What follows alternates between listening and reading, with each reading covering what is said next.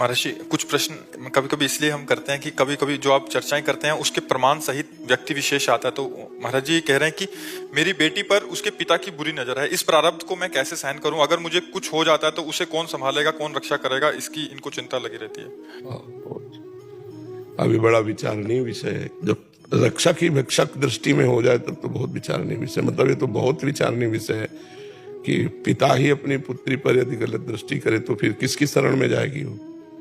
वही रक्षक है और वही भक्षक। एक कलयुग में ज्यादा ऐसा होगा, बहुत मलिनता। इसी से बचने के लिए तो भगवान नाम जप है, भगवान का नाम जप करो और आप चिंता मत करो। जब भगवान के सहारे दे दोगे तो भगवान रक्षा कर लेंगे, भगवान के सहारे दे दोगे तो भगवान रक्षा कर लेंगे। मतलब ये बहुत ही सोचनीय विषय है कि कैसा वो राक्षस पिता है जो अपनी पुत्री की तरफ गंदी दृष्टि रखता है। मतलब बहुत पवित्र रिश्ते हैं हमारे, जिसको सोच के भी। रिश्ते क्या, हमारा अंश है भाई। पिता का मतलब होता है हमारा अंश है, हमारी बच्ची। हम कैसे ऐसे ऐसे कैसे? ये तो घोर नर्क का कार्य है। क्योंकि 1-2 महीने में 4-5 ऐसे प्रश्न बहुत सारे ऐसे आते रहते हैं जो राक्षस प्रवृत्ति के हैं ना, जिन्होंने भजन नहीं किया, धर्म का भय नहीं, भगवान का भय नहीं, तो ऐसे राक्षसों के लिए कानून बना है। हमें लगता है कि अगर कुछ ऐसे क्रियाएं देखें तो कानून का सपोर्ट करके ऐसे राक्षसों को जेल में होना चाहिए, घर में नहीं होना चाहिए। अगर ऐसे ममता करोगे अपने पति के प्रति तो फिर ठीक नहीं रहेगा। पति अगर राक्षस है तो उसको राक्षसों की जगह जेल में है, बिगड़ेल खोपड़ी वाले सब जेल में है, तो ऐसों को तो जेल में भर्ती कर देना चाहिए जो ऐसे आचरण करने वाले। अलग हो गई हूँ उनसे, अलग रहती हूँ। अच्छा, ताकि ये सुरक्षित रहे। जी जी, तो बहुत अच्छी बात है। फिर तो चिंता न करो, भगवान है ना, सबके साए हो, भगवान सबके रक्षक है, तुम चिंता। पर ये बड़ा आश्चर्य का विषय है। मतलब कैसा हृदय होगा जो ऐसा सोच सकता है? मतलब ऐसा तो सुन के मतलब हृदय कांपता है कि ऐसा कैसे, इतना बड़ा भयानक पाप कैसे वो कर सकता है। पर जब बुद्धि भ्रष्ट हो जाती है तो कुछ भी कर सकता है। या मोबाइल में आपकी फोटो लगा सकते हैं? हाँ, वो तो सभी को अपने प्रियजनों की फोटो लगाते, कोई अपनी लगाता है, कोई अपने प्रियजनों की लगाता है। कई बार हाथ जूठे होते हैं जैसे, और कई बार फोन उठाना पड़ जाता है। कोशिश करते हैं ना उठाएं फोन, लेकिन वैसे कोशिश इसलिए करो क्योंकि फोन जब आप लेंगे फिर इसके बाद क्या क्या कार्य करेंगे तो सब जूठा हो जाएगा। जूठे हाथ से या सोच के हाथ से मोबाइल नहीं छूना चाहिए, क्योंकि वो पवित्र जगह में भी हम जाएंगे, मंदिर में भी जाएंगे तो मोबाइल हमारी जेब में होगा, और कोई बात हुई तो उस समय भी छू सकते हैं। तो मोबाइल ऐसा चीज है कि हर समय साथ रहता है, तो उसको पवित्र रखना चाहिए। अब ये तो नहीं कि टोटी के नीचे मिट्टी लगा के मांझ के दो तो उसको छो ही मत ही। शौच जैसे लेटरिंग में है, लोग मोबाइल नहीं, शौच के समय मत छो यार, इतनी देर चैन से, कम से कम शौच तो हो लो यार चैन से, हर समय मोबाइल। भोजन पाया, नाम जपते हुए पाओ, और हाथ धोया, आचमन किया, फिर मोबाइल उठा लिया। अगर कहीं उस समय भोजन के समय कोई इमरजेंसी फोन है तो बायां हाथ पवित्र रखा जाता है, इसीलिए बाएं हाथ से भोजन थोड़ी किया जाता है, दाएं हाथ से किया, एक ही हाथ से हो जाता। वो तो जो अज्ञानी लोग नहीं जानते दोनों हाथ से ऐसे, नहीं तो एक हाथ से अभ्यास डालना चाहिए।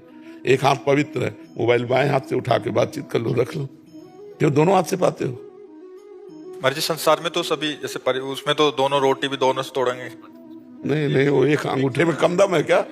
ऐसे तोड़ के पाए जाते। महाराज जो चम्मच से ही सब्जी जाएगी निवाला के अंत तक, तो एक रोटी पाए कौराओ, फिर चम्मच से सब्जी ले ले ऐसे अच्छा, दोनों हाथ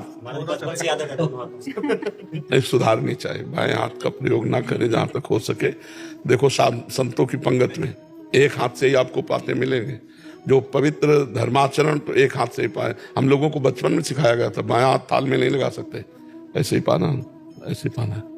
पानी है तो छोटे गिलास में डाल के दाएं हाथ से पानी पियेंगे, पर बाएं हाथ से उस गिलास में डाल, मतलब ये हाथ पवित्र रखा जाता है, बायां हाथ पवित्र रखा जाता है। हाँ, प्राय वैसे कोशिश करो सब लोग दाएं हाथ से भोजन पाने का अभ्यास करो।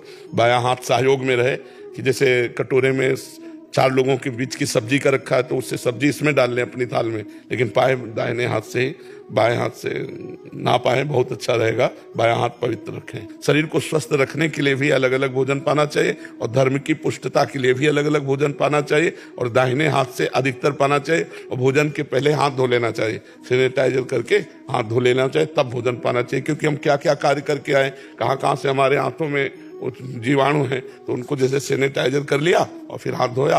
इतनी फुर्सत किसको है स्वस्थ रहने के लिए इतना तो करना चाहिए, भोजन के पहले तो करना चाहिए, हाथ को जो है चाहे साबुन से या सैनिटाइजर से धो के अच्छे से फिर प्रसाद पाना चाहिए। आशीष जी गोरखपुर से। राधा वल्लभ श्री हरि। महाराज जी आपके चरणों में कोटि कोटि प्रणाम। महाराज जी शुद्ध प्रेम का स्वरूप क्या है और ये श्री जी से पूर्ण रूप से कैसे हो? जैसे प्रेम आप पूज्य भाई जी पूज्य राधा बाबा करते हैं वैसा प्रेम रस की प्राप्ति कैसे? वैसे पहली बात है कि शुद्ध प्रेम की चर्चा ही नहीं हो सकती। अनिर्वचनीयम प्रेम स्वरूपम सूक्ष्मतरम अनुभव स्वरूपम प्रतिक्षण वर्धमानम। प्रेम प्रतिक्षण वर्धमान है, अभी जो देखा फिर अभी देखा फिर अभी देखा, वो बढ़ता जा रहा है। इस प्रकार उसकी चर्चा नहीं हो सकती। अनिर्वचनीयम प्रेम स्वरूपम, वाणी की सामर्थ्य नहीं कि प्रेम की चर्चा कर सके।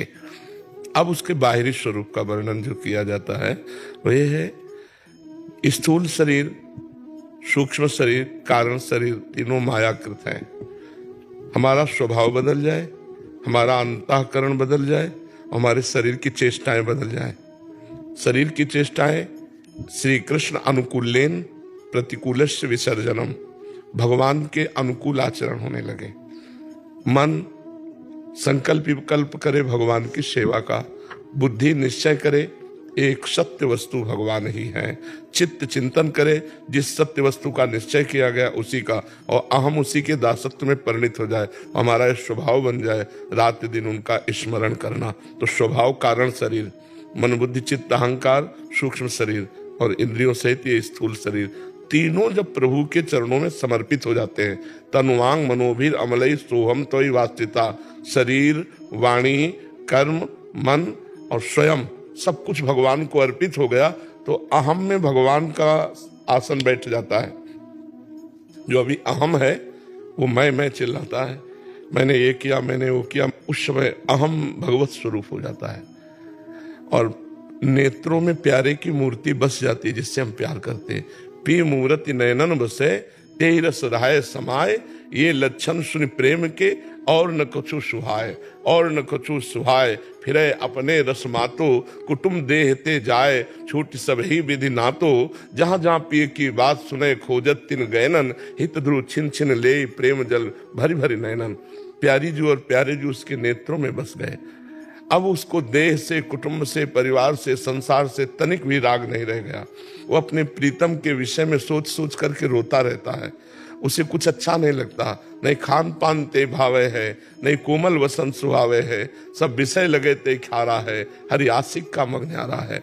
सुने न काहू की कही कहे न अपनी बात, नारायण व रूप में मगन रहे दिन रात। विरह कमंडल कर लिए बैरागी दो नयन, मांगत दरस मधुकरी छके रहत दिन रैन। रात दिन भगवत स्मरण में डूबे हुए, न किसी की सुनना न किसी से बोलना, अपने प्रीतम में, और ना अपने लिए कोई चाहत, लोक परलोक कल्याण मोक्ष इसकी कोई परवाह नहीं।